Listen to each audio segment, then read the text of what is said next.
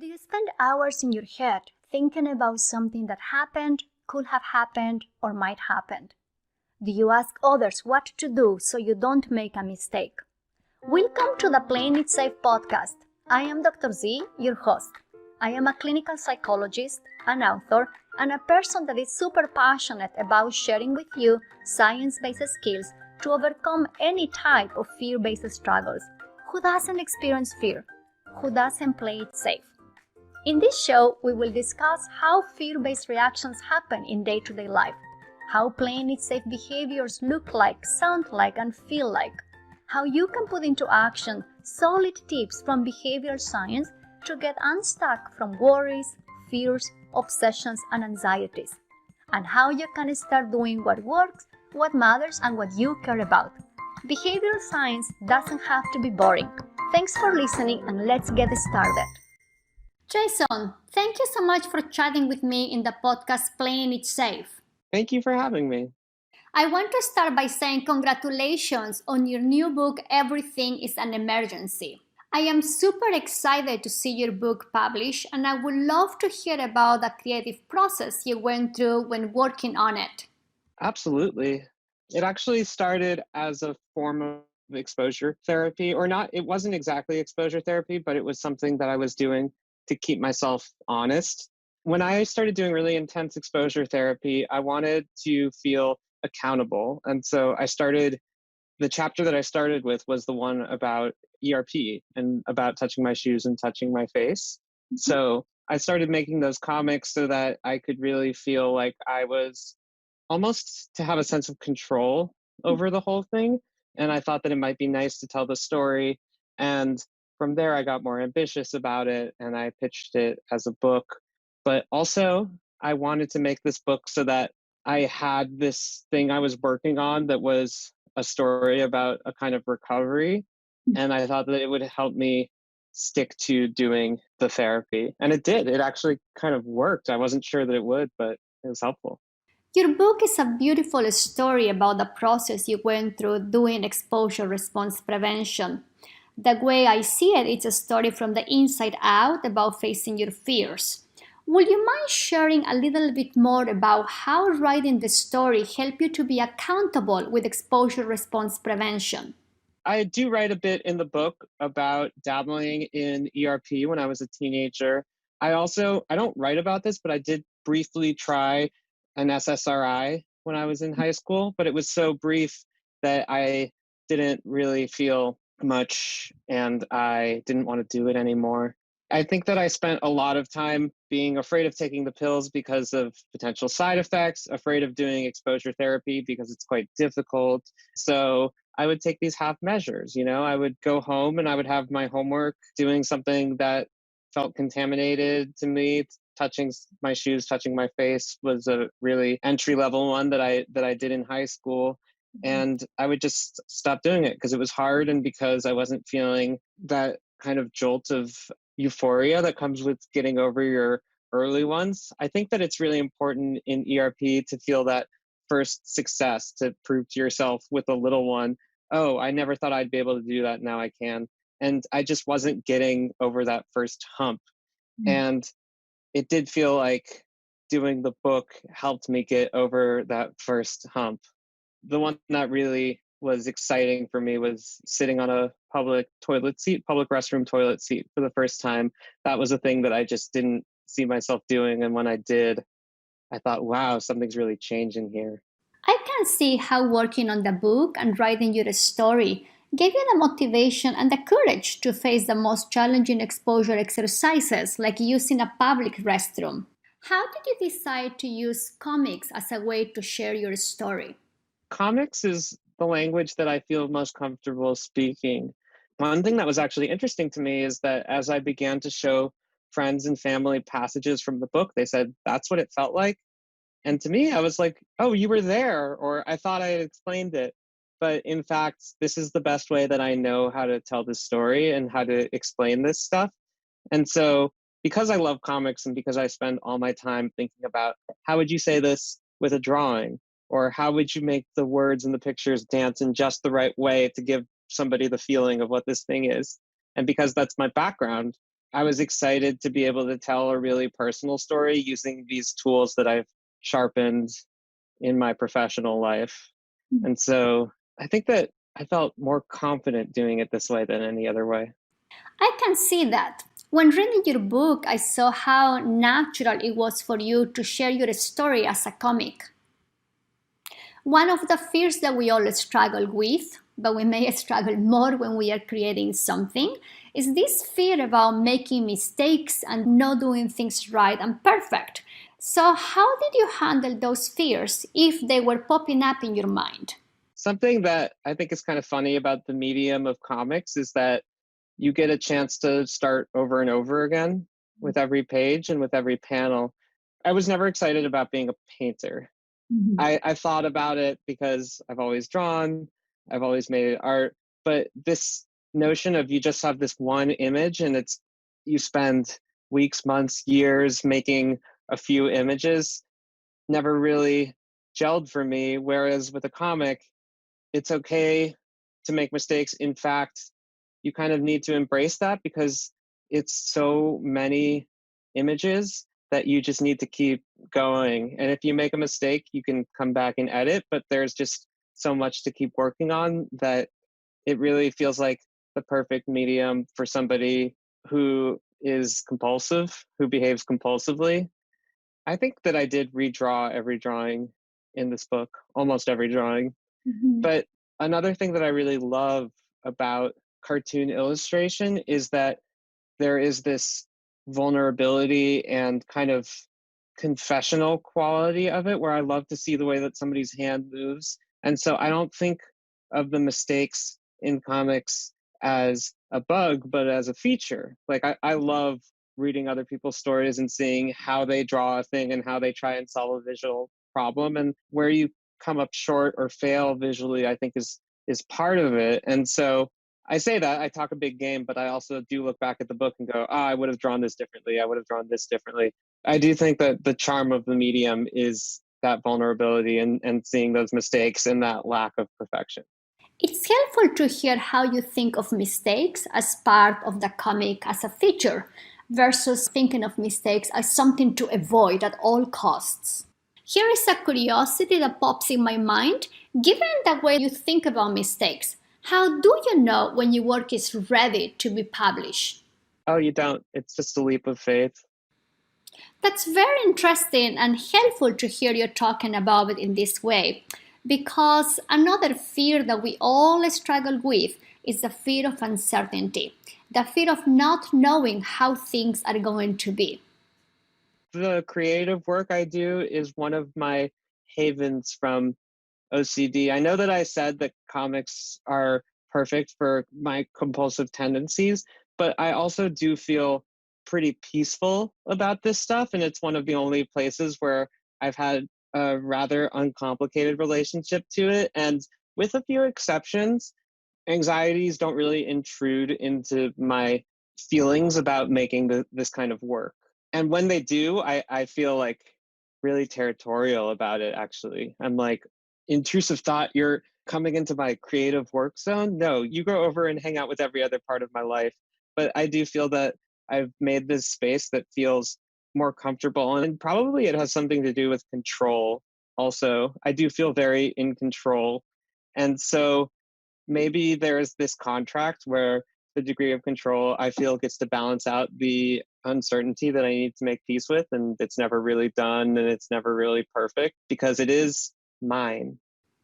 Will it be different if the fear of uncertainty shows up in other areas in your life that are not related to your art? Well, I have a lot of compulsions that are related to that. I mean, I've heard OCD as diagnosed as just a fear of uncertainty. That's one way of looking at it. And so the way that that bears out in compulsive behaviors for me is I've done a lot of seeking reassurance. And so asking friends if this is okay. No, wait, is this okay? Was it okay? Is it really okay? Checking, whole bunch of checking. Social media is bad for checkers. And I definitely do a lot of checking. With contamination fears, a lot of washing and avoidant behavior because if you don't go to the party, then you can be sure that you won't contract the virus that you're afraid of. I think it's a lot of tendencies that are kind of self-isolating as well, because I think that the only way to be certain that you're not going to be offensive or a monster or contaminated or hurt people, et cetera, is to avoid. And to avoid is to cordon yourself off and to be alone.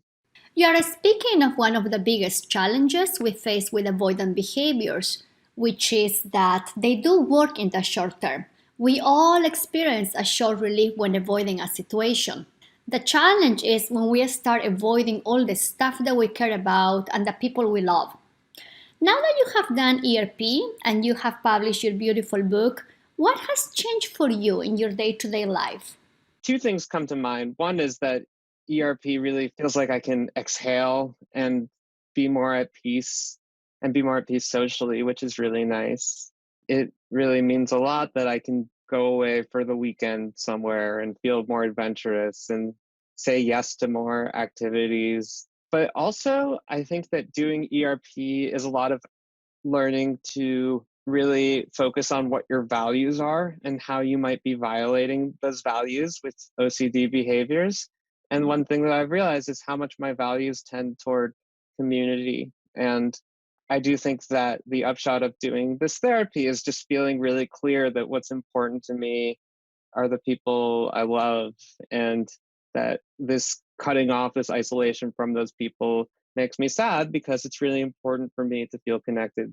And now more than ever, when it's really difficult for us to see each other in person, finding ways to feel connected is a priority of mine.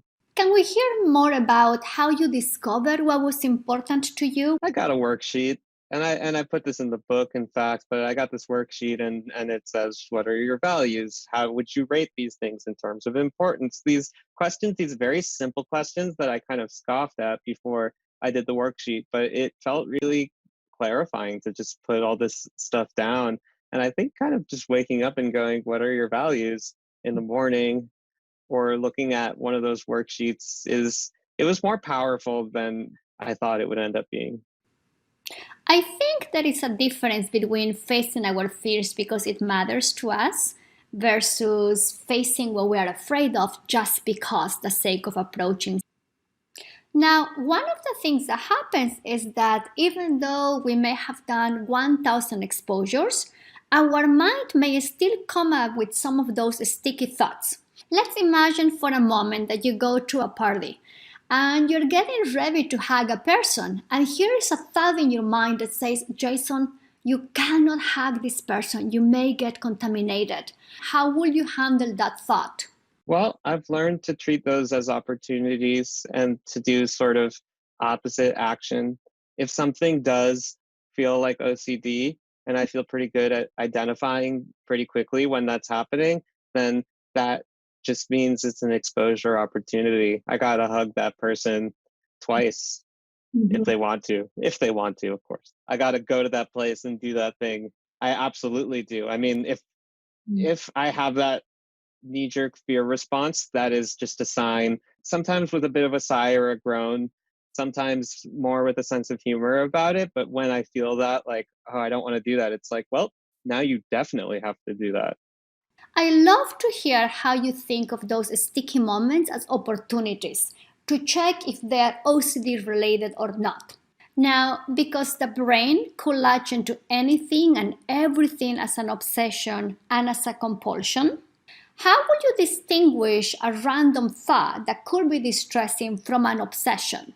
Ooh, great question. And you're right, because it is so malleable that sometimes it's weird. I do write in the book about when I was a little kid, I used to pick up every piece of trash on the ground.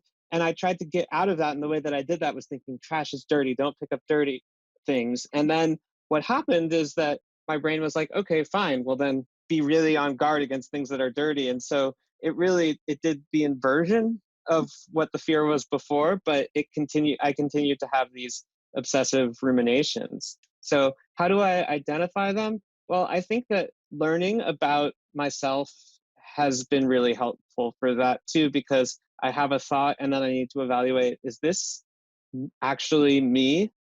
Am I having this thought, or is this the part of me that's maybe overactive and trying to protect me? And so there's that refrain, it's not me, it's my OCD.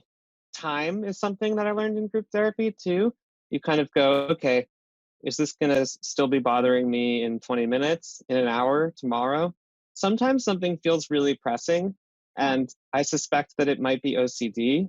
This thought, I should do this to make sure that I didn't hurt this person or offend this person or whatever it is. And then if I go, can it wait until tomorrow? Sometimes I'll sleep on it and I'll wake up and it'll be easier to look at that and go, oh, that was definitely OCD. And so sometimes something that feels really intense in the moment is easier to see in retrospect, because it's true that when you're immediately seized with this kind of thought, it feels real. And I think that the other thing is just that sense of trust, because I've learned that things that feel real aren't necessarily real emergencies. That's a beautiful realization, because it feels very counterintuitive on the sense that somehow every single thought we have is the truth. How did you go to the place in which you say, it's not too much like that? A lot of therapy, and specifically exposure and response prevention therapy, because that does such a great job of convincing your brain that you're actually choosing to do this threat. If I've decided for years that something is real and really going to hurt me, something like, for example, sitting on that toilet seat, that public restroom toilet seat, and then I do it and I repeatedly do it, and I can demonstrate to myself in real time and over a matter of weeks that I have elected to do this thing that my brain has in the past warned me is going to be terrible and I will face these horrific consequences, and then that doesn't happen, then all of a sudden I've established a new precedent for, oh, this thing feels real and feels like a threat, but I have shown myself that it is not, and that sometimes the alarms can be sounding a little bit too loudly and the fears can be a bit distorted. So it takes work. It takes physical work. It's very courageous to be facing these things when the brain is overreacting, right? And just have new experiences. But you did it. You did it. I think you beautifully did it, and you beautifully share that with people and your readers. If a teenager will be here listening to us and they are starting treatment, or they are scared about starting treatment for OCD, what would be your advice to them? What would you tell them? That is actually the reason that I made this book, because when I was a teenager and I was diagnosed, it felt very scary, but it didn't just feel scary, it also felt hopeless. I was reading these testimonials, and in the testimonials, it was people who, it was really bad. You know, they say like, it was my wedding day and I could only think about washing my hands, or I would wake up in the middle of the night to clean battery acid off the road because my thing is battery acid. I remember these haunt me. And I also had this picture of recovery as you either have no obsessive thoughts and no compulsive behaviors, or you just have it really bad. Like, I guess I thought of it as a switch that you can either switch on or off. You're either sick or well. And what I've learned over the years is that it is something that if you put in a lot of work, and sometimes work that is scary, it can feel scary, but that you can actually really see tangible results. And I've learned to appreciate that the results aren't, oh, you'll never have an obsessive thought. It's just that the obsessive thought might not have as much power over you. And so also making peace with, well, I'll have some thoughts that are irrational, but also everybody has thoughts that are irrational. And the thing about the OCD behaviors isn't that you're having these irrational thoughts that nobody else is having. It's that you take them very seriously and you're like, well, this must be true, or what does this say about me? And so what I would say to teenagers is that don't feel like a lost cause. Actually, finding out that you have OCD is a great first step, because now you can recognize this thing that feels powerful and real and like a real threat, and you can identify that these things that feel like threats are actually things that you can work on and surmount, and that if you do put in work, you will see. It takes a lot of trust too. So just trust that if you start doing the therapy, that it can be so helpful. Jason, those are very helpful tips for any person dealing with obsessions. Just to do a mini recap, you shared that you will give the thoughts some time and you will wait before doing anything. You will also check if you are having the thought or is your brain that is overworking coming up with a thought. And it seems that by putting those skills in action, you learn that not every single thought that pops up in your mind is an emergency. Now, obsessions by nature are persistent, repetitive, and can show up anywhere. Now, obsessions by nature are persistent, repetitive, and can show up anywhere. At the beginning of our conversation, you mentioned that you're very protective of the times in which you are creating. But what happens when there is an obsession along the lines of, what if no one likes my cartoons? How will you handle that obsession that is about one of the things you care the most? The thing that I've learned to do in therapy with that is to embellish it even more, because sometimes the way to realize that the thought is ridiculous is to make it even more over the top. And so let's keep going with that. Not only will everybody think that I'm a terrible cartoonist and a horrible writer, but they'll start burning my books in the street. And then they'll all go after me with pitchforks. And then I'll get angry letters and calls for the rest of my life. How dare you make this book about your OCD? And I'll just be infamous. I'll never be able to go anywhere without people throwing garbage at me. I absolutely love it. Love it all the way. Thank you. We just have to go one notch up or two notches up when the mind comes with those bossy thoughts. I think about it like the finger torture, where if you start going like, oh, don't worry, it's actually a good book. You actually make great cartoons. That's like trying to pull to get out. But if you go like, no, you're actually really terrible, then you can free yourself. That's very consistent with behavioral science and all the research on thought suppression. It feels very counterintuitive when you hear about it because there are so many messages in pop psychology about having always positive thoughts and that every time we have a negative thought, we should replace it with a positive one. The challenge is that that doesn't work. The way I think about the relationship between exposure therapy and thinking is that we are inviting you to develop a new relationship with your thoughts, a new relationship with your mind, and a relationship in which you don't take your thoughts too seriously. One thing that really made sense to me about it is that's kind of how comedy works too. And so a lot of the New Yorker cartoons I make are about, like you said, taking things up a notch or two. Like there's this cartoon I really love by Bruce Eric Kaplan, and it's just this image of two people walking out of a store and one person saying, oh, I'm going to botch it. But I think the caption is this. I think it's, I can't believe I spent $7 million on tights. I love that joke. What I love about these cartoons is I think that by making something more ridiculous or by making animals talk instead of humans, it helps us see truths about ourselves easier. Because one thing that artists learn is that when you're drawing, if you hold your drawing up to a mirror, it's easier to see the mistakes. Mm-hmm. And so just by twisting something a bit, it can be really helpful. So that has really made sense to me in therapy. I relate to what you're saying on the sense that learning to take our thoughts lightly and being playful with them give us a sense of distance so we're not so consumed by them. Now, our mind doesn't run out of content. So what about those times in which your mind may come up with a fear of being an imposter as an artist? Every artist who I've ever read an interview with says that. I figure some of us are wrong about it. I also have made more peace with the fact that that feeling, like other OCD loops, might feel real, but that doesn't mean that it is. And so just taking this thought, I'm an imposter, seriously, might not be the way to go, but I'm not going to try and reassure it or argue with it on rational terms either. I'm going to be like, yeah, I'm an imposter. Great. Everybody's about to find out. Maybe I will wear a t-shirt that says, I am an imposter. I would wear that t-shirt. We will look super cool. Let me ask you a little bit more about how you handle obsessions. One of the characteristics that makes obsessions hard to let go is that they come with a very overwhelming sensation. One of the ways that I describe it to my clients and my friends is that when dealing with obsessions, it's like you have put your fingers inside an electrical outlet.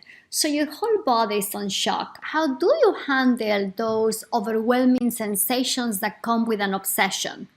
One thing that's interesting is I feel like when I had begun to try and work pretty hard on this stuff and made a bit of progress, it felt like some of the gains that I had made cognitively were sort of transferring to these physical reactions. And so kind of like whack-a-mole, right? You try and hit it over here, and then I was having this really overwhelming physical panic.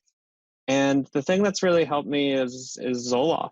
It got really bad, and I would try and meditate and breathe and do some low-level exposures with it. So things like exerting myself physically, like doing cardio so that I can induce this feeling of panic and sit with it.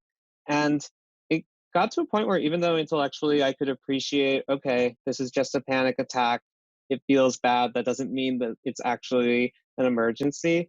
It was really interrupting my life.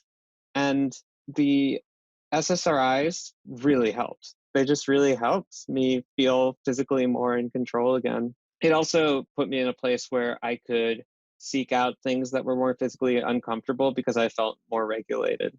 But yeah, that one I really would attribute to the Zoloft. I appreciate your sharing with us your experience dealing with these overwhelming bodily sensations. For valid reasons, there are many concerns with the reactions that you could have when taking medications. The challenge is that if you have a physiological vulnerability that affects your nervous system and makes your body to be on edge, it's really hard to capitalize the benefits from therapy. Let me switch gears a little bit. The name of the podcast is Playing It Safe. And playing it safe are all those behaviors we do to either approach a situation with safety crutches or the actions we do to escape from a situation that is too scary to us. So, one of the ways that we play it safe is by procrastinating, by postponing. Do you do any of those things? Weirdly, no, with my work. I don't know why. Maybe because I am so bullish about going in the other direction. Maybe it's just that I don't want to look down. Like I will send an email. I don't know if you noticed in our email exchange too. I send them very quickly or I won't send them at all. So I feel like those are the two options. And I don't agonize or double check.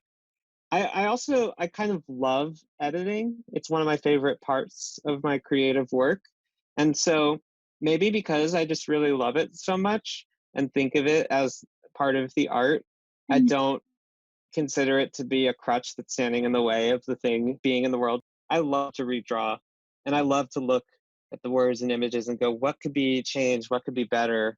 And then I don't know, because I appreciate that as its own separate part of the process, I think it's easier to feel like, all right, I have edited this page. Mm-hmm. But the other thing is it helps to have people outside of me look at it and also say, this is done. What about if you have a deadline? Will you handle things differently? Oh, I love a deadline. That was such a natural response. I mean, I work very quickly. I get kind of impatient sometimes. I get excited about a gig. I really profoundly love what I do, and I do it all the time. And I draw pretty quickly and I write pretty quickly. So I'll be like, okay, what's next? And having a deadline is great because then the other person's like, where is it? And I'm like, yeah, that's right. I'm working on it. Like, here's a sketch. Here's a draft. Those are some of the gigs that I quite enjoy. I'm a weirdo. I think it's very clear you like deadlines. When playing it safe, another common behavior is checking multiple times what we are doing. Or if you are creating something, you may edit it over and over. Do you relate to that? I know with drawing that the blank page is really intimidating. And so if you just start putting marks down, all of a sudden, I forget where I got this advice, but all of a sudden, if you start just dirtying up the page, then you need to correct those marks and have them relate to other marks. All of a sudden, it becomes editing and not creating. And in fact, I don't know that I really think of the work that I make as creating. I think of it as curating. I kind of think of the whole thing as editing.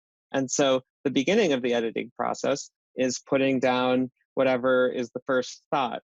Mhm. Then you sort of mold that material and you make the drawing that feels like the drawing, and then I draw over that. And I'm redoing this more and more until I feel like it's getting closer to the thing that I want it to be.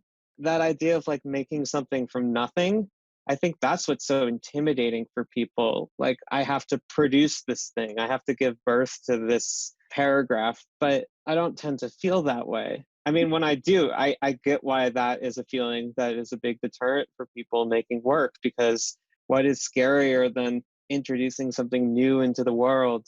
But if you're editing, I mean, as long as you like it, then you kind of get to always be editing. So I guess to answer your question, I should edit my answer to make it, more pithy right now. But I guess that I just think of it all as editing.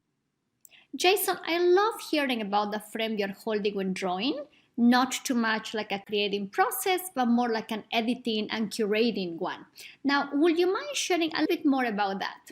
My day job of making New Yorker cartoons, it's sort of just noticing things about the world and then putting a spin on those things. And so I need to pay attention to human behavior and then find a way to show people that behavior right back to them. So a cartoon that I'm working on this week that I'm going to pitch, it's a knight and a dragon, and they're walking into a castle, and the dragon's like, okay, let's just put it all aside, we'll go have dinner, and then we'll pick this back up afterward. And so the cartoon is just about a couple fighting, but they go to a party and they put on a happy face. And I think of the knight and the dragon as sort of archetypes for this couple fighting. But I feel like I didn't come up with a joke so much as I noticed a thing that I've done and that my friends have done. And then I tried to use the language of cartoons to reflect that. It feels way more about noticing than it does about creating. Given that we're exposed to thousands of sounds, images, ideas, hypotheses, and so much more every single moment, 24 hours a day, 7 days a week, how do you practice noticing, and how do you decide what to notice? That's what cartooning is to me, because when I sit down, I come up with about 10 cartoons every week. And the way to do that is sort of, it's either to look out into the world and notice what was going on, or to look into yourself and go, what's really on my mind this week? Like, am I thinking about this heat wave? How do I turn this heat wave? There's a heat wave right now in Massachusetts where I am. And so I notice that. I notice how that's affecting me. I wonder if maybe, it turns into a cartoon where there are two people in hell and one of them is like, I knew I should have brought my air conditioner or something like that. I think that the whole process is about slowing down and taking a breath and looking around and trying to reflect the world and trying to reflect your inner world. So the whole thing is the exercise. I love the idea of slowing down and noticing what's happening outside of you and inside of you.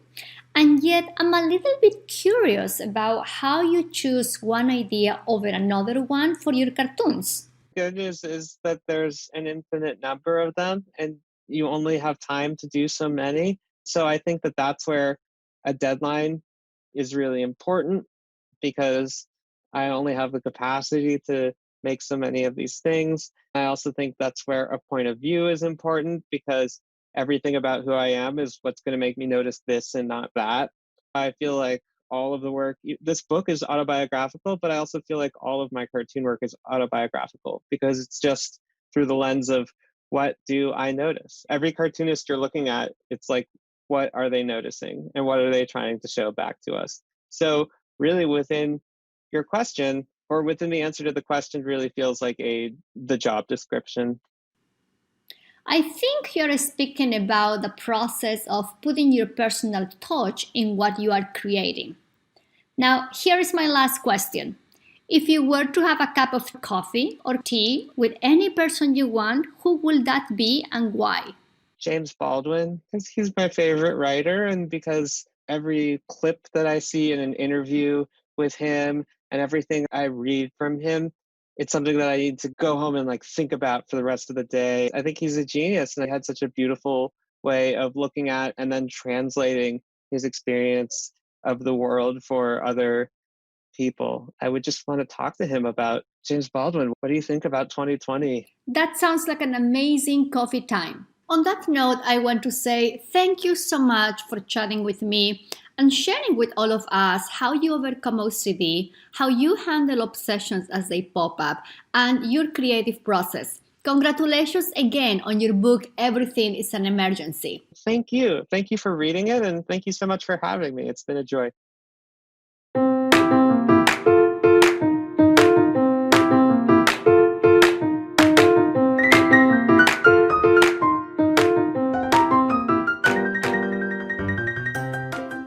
Thanks for listening. If you like this episode, I will very much appreciate it if you will subscribe and share this podcast with your friends. And if you're feeling extra generous, I welcome a review on Apple Podcasts. Show notes of this episode are in the website playingitsafe.zone. Make sure to subscribe to my newsletter so you can receive more tips to stop all types of unworkable Playing It Safe actions. See you soon!